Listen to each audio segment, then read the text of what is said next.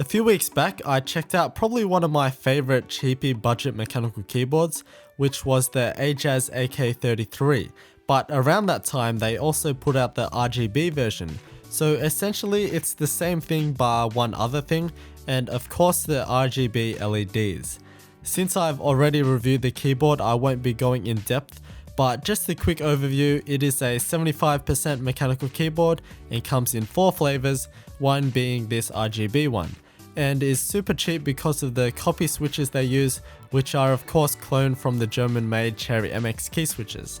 So it's got a super compact form factor, but it's very close to on par with the 10 keyless keyboards in terms of functionality.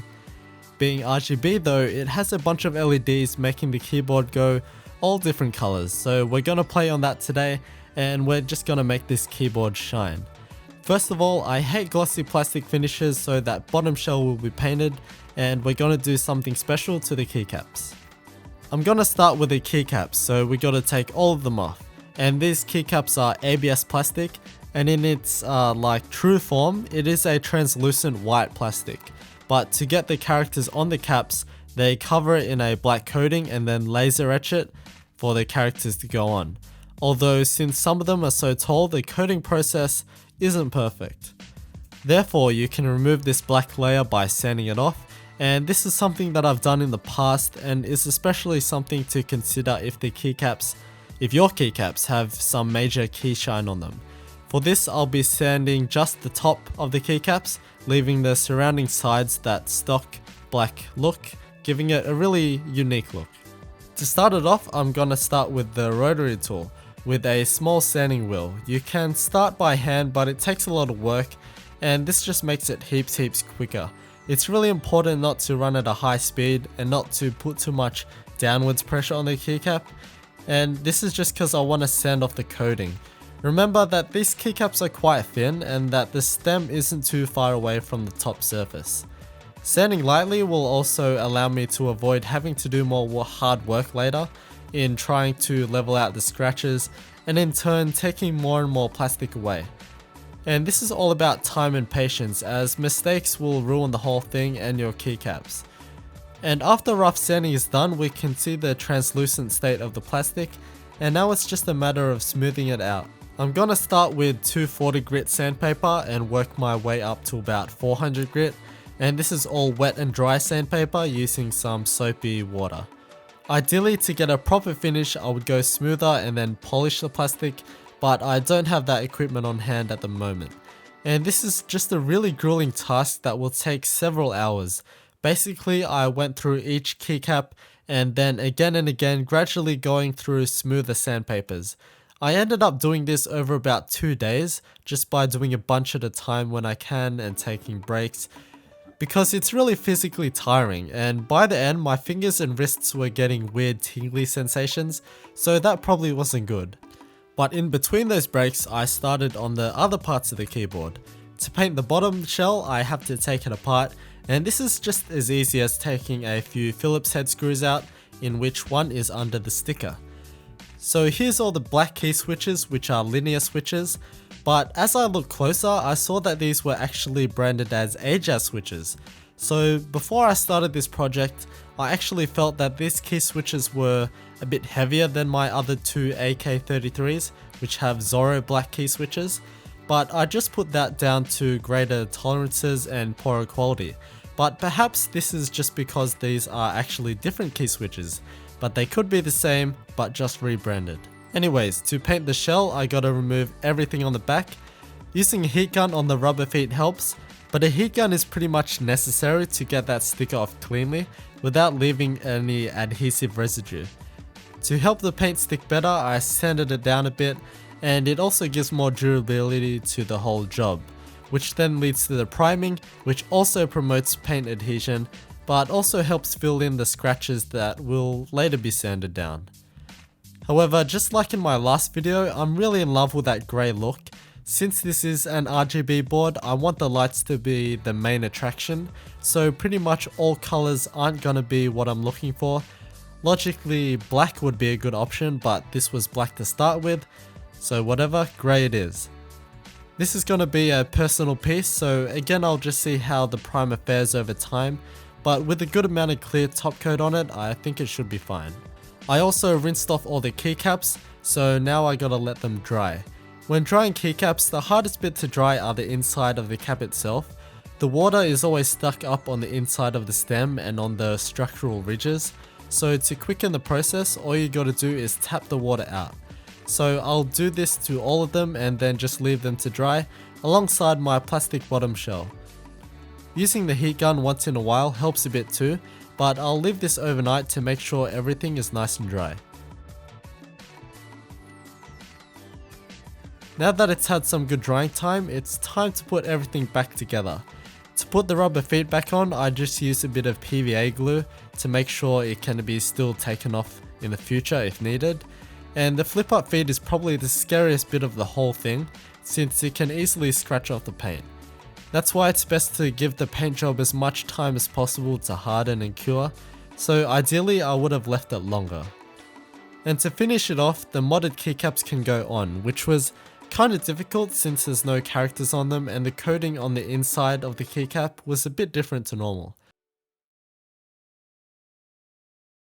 And here we are with this blank keyboard, but it's not your traditional blank keyboard as these are two-toned, giving it a really cool black and white look. Without the lights on, it's actually a super clean keyboard, but of course, the lights. This is the reason why I went through this ridiculous keycap process that I told myself I would never do again, but the combination of the completely blank and translucent tops with the opaque black sides really does accentuate the lighting. It really does offer something that's not seen with any other keycap set that you can get your hands on. Having the sides solid black concentrates all the light to the top as if it's floating, and the rest of the keycap just fades into darkness. It also gives a very distinctive black outline for the lighting. If it were just like traditional translucent keycaps, the lighting would go everywhere and would bleed into the other lights. But I guess we better get through the lighting modes. Everything's accessible via the function key, which is at the top, which is different to the usual spot at the bottom.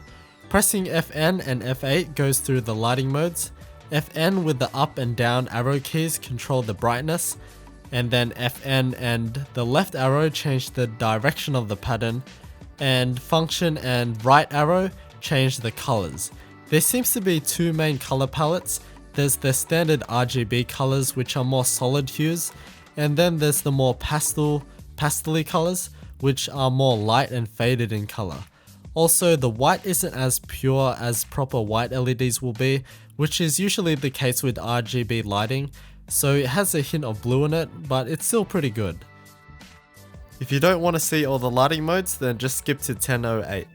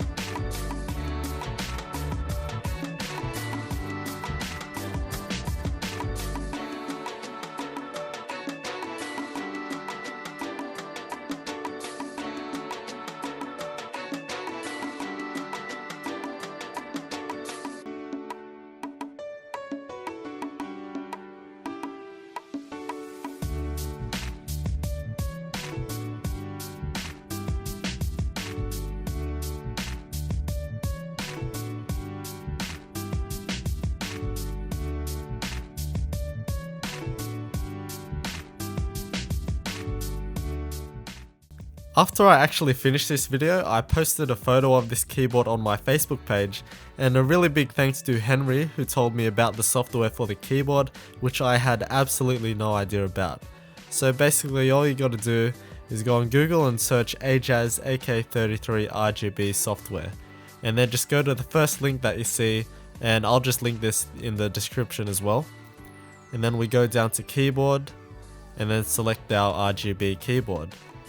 And once that's downloaded, we just have to extract it and then install the program. After that's done installing, it's just going to be in the bottom right with the icon, so we just double click that to open it up. And here we have a few options, mainly with lighting and basically what you can do on the keyboard itself, but it also offers the speed option in which the patterns go. We can also set different profiles, so we have 3 different profiles that we can set, and we can put macros in any of these profiles. So I didn't really go into this, and it is all in Chinese, so a really big thanks to one of my friends who helped me translate all of this. So you can just refer to these images if you want to play around with this software. So yeah, there's actually quite an impressive amount of modes and colors which I didn't expect, so I'm sure that you can get this to match your setup. So yeah, this is totally not something I would normally do to a keyboard of mine, since it totally makes it harder to use, especially in this odd layout. So I'll definitely need a reference image with this at all times. I also sanded away the F and J reference points, so that's pretty bad, but I just wanted to have some fun with this keyboard and let those LEDs go crazy, so it looks cool, but is an absolute pain to use. I'm not really for lights, but this one was pretty fun.